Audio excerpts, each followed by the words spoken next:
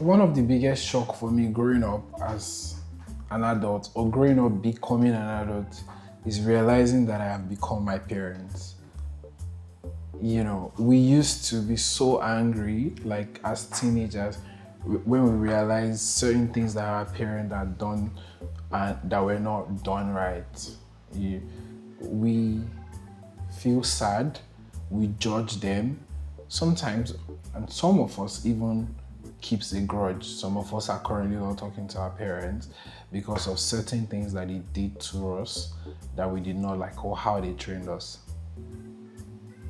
I understand you, but I want you to realize, especially for firstborns, that we were our parents' test project. Yes, you were not asked to come to this world.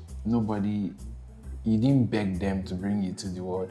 They brought you to the world, but it's also important for you to realize that it was their first time, or they were learning. Even if you were the second or third child, they were learning through it all. A lot of things were done by trial and error. I'm going to become a father soon. Yeah, after I get married, obviously, but I plan to become a father soon, and it would be my first child. It would be the first time training my own biological offspring. It's going to be new, it's going to be challenging, and a lot of things would be done on a trial and error basis. Although I'm currently in a point in my life where I am encouraging myself, where I am learning so that a lot of these decisions that I would make it on an informed basis. One of the things that my own parents did was to compare me with other people. So we had some kids that stayed behind our house. They are called, I think the first one name is Ima. It's only Ima I can remember. They were always homebodies. Their father had all the things that they needed to stay inside the house. They had the games, they had DSTV, they had everything, right? They had lights running 24/7, fridge stocked with food. We lacked these things. Like, I would have to beg my dad or my mom that I want to go and watch ball. Thank God for the person that had a viewing center then when we were growing up. He was a member of my church and we were family friends. So I'll go to Brother Friday's place. We called him Brother Friday. He was also the person that used to barb my hair when I was growing up. So yeah, we had like this bond. So I would go to him. His boys would not allow me come in, and then I would have to go and tell him that, brother, I beg, I won't watch ball. Then he would come back and then tell them to oh yeah, allow him to sit down. So for the days that my parents blessed me that I go out to watch ball, and it's always Barca's match. So I'm a Barcelona fan, and most time La Liga matches are shown at night. So sometimes 7 p.m., sometimes 9 p.m. to 11 p.m. So it wasn't really allowed. We just had grace for some days where we were permitted to go and watch the ball. So I did not have the luxury of watching football in my own house because we didn't have DSTVs. We did not. The solar technology is pretty recent. So if he existed at that time, we also did not have the luxury of getting solar power in our house. So we depended on electricity most of the time. Although we had a generator, it wasn't also possible for us to put the gen on all the time so that we could have things to watch inside the house that would make us not come out to play with people outside. So we came out against the better judgment, as they thought, for us to always stay inside. We were stubborn and we didn't listen. We would always come outside, go to play game in game houses, we go to play football on the road.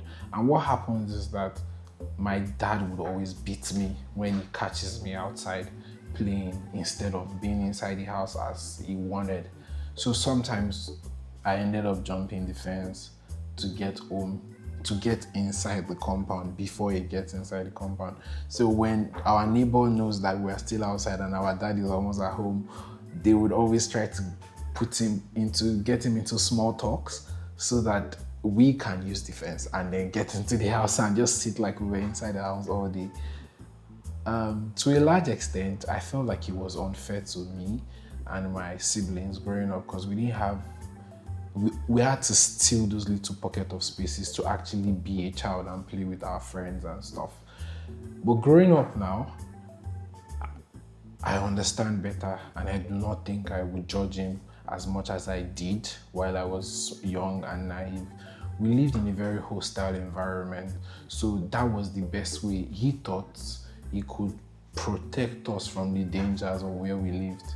He did his best, and just like my father and my mother, a lot of your parents did the best they could with the information and the access of, knowledge and facilities at their disposal. They did their best, and you should cut them some slack. Extend grace, forgive. This is the word of the Lord. But yeah, you need to forgive for yourself. My dad, I have mark on my hands from cane mark, sometimes cable. I would kneel down, I would use a small transformer to put on my hands, kneel down and raise it up. Sometimes I felt like I was tortured. But I've forgiven because I grew up and I understood how hard it is to train up a child in the way that you want them to go, to the best of your knowledge. And sometimes the way that our parents trained us was the way they were trained, so they don't know better. So it's important for us, as I close, that we forgive and then we learn from our parents' mistakes, so that in a bid to not be like them, we go to the other extreme and also become another set of parents that our children would despise. So learn how to become better parents and forgive your parents because they did try their best. See you next week. Bye.